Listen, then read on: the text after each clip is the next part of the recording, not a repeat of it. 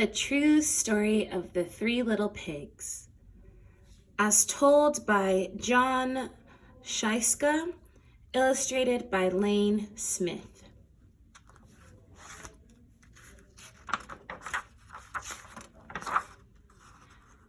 Everybody knows the story of the three little pigs, or at least they think they do.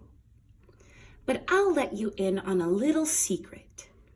Nobody knows the real story because nobody has ever heard my side of the story.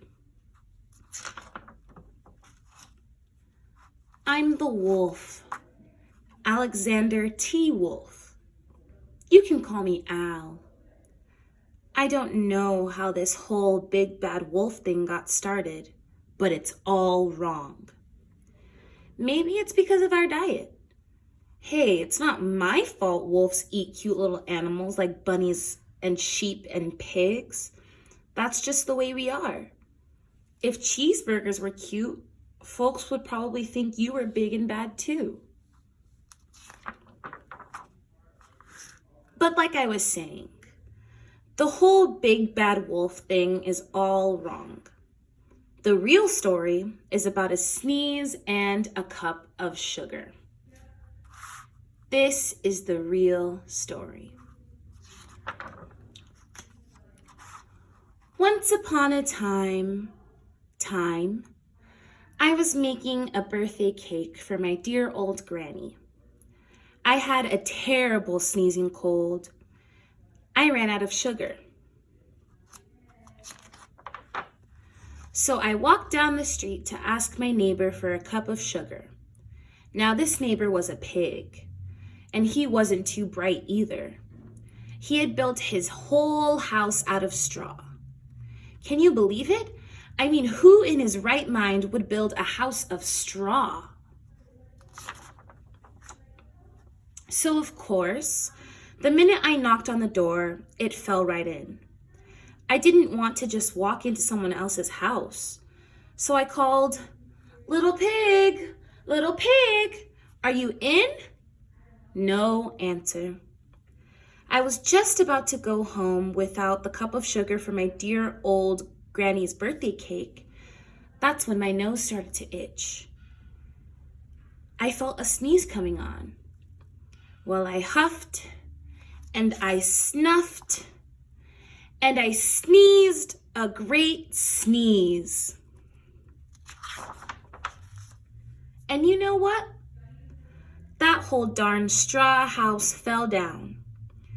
And right in the middle of the pile of straw was the first little pig, dead as a doornail. He had been home the whole time. It seemed like a shame to leave a perfectly good ham dinner lying there in the straw, so I ate it up. Think of it as a big cheeseburger, just lying there. I was feeling a little better, but I still didn't have my cup of sugar. So I went to the next neighbor's house. The neighbor was the first little pig's brother. He was a little smarter, but not much. He had built his house of sticks. I rang the doorbell on the stick house. Nobody answered. I called, Mr. Pig, are you in? He yelled, Go away, wolf. You can't come in. I'm shaving the hairs on my chinny chin. I had just grabbed the doorknob when I felt another sneeze coming. I huffed and I snuffed and I tried to cover my mouth, but I sneezed a great sneeze.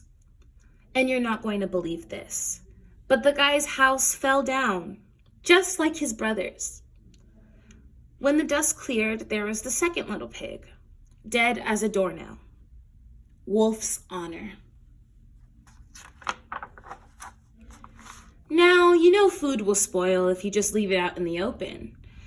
So I did the only thing there was to do. I had dinner again.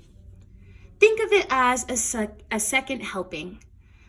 I was getting awfully full, but my cold was feeling a little better, And I didn't have that cup of sugar for my dear old granny's birthday cake, so I went to the next house.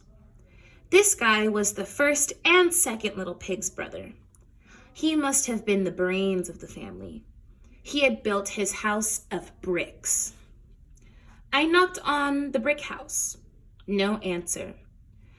I called, "Mr. Pig, Mr. Pig, are you in?" And do you know what that rude little porker answered? "Get out of here, wolf. Don't bother me again." Talk about impolite. He probably had a whole sack full of sugar. And he wouldn't give me even one little cup for my dear sweet old granny's birthday cake. What a pig! I was just about to go home and maybe make a nice birthday card instead of a cake when I felt my cold coming on. I huffed and I snuffed and I sneezed once again. Then the third little pig yelled, "And your old granny can sit on a pin." Now, I'm a usually calm fellow, but when somebody talks about my granny like that, I go a little crazy. When the cops drove up, of course, I was trying to break down this pig's door. And the whole time I was huffing and puffing and sneezing and making a real big scene. The rest, as they say, is history. The news reporter found out about the 2 pigs I had for dinner. They figured a sick guy going to borrow a cup of sugar didn't sound very exciting. So they jazzed up the story with all of that huff and puff and blow your house down, and they made me the big bad wolf. That's it. The real story. I was framed. But maybe you could loan me a cup of sugar? The end.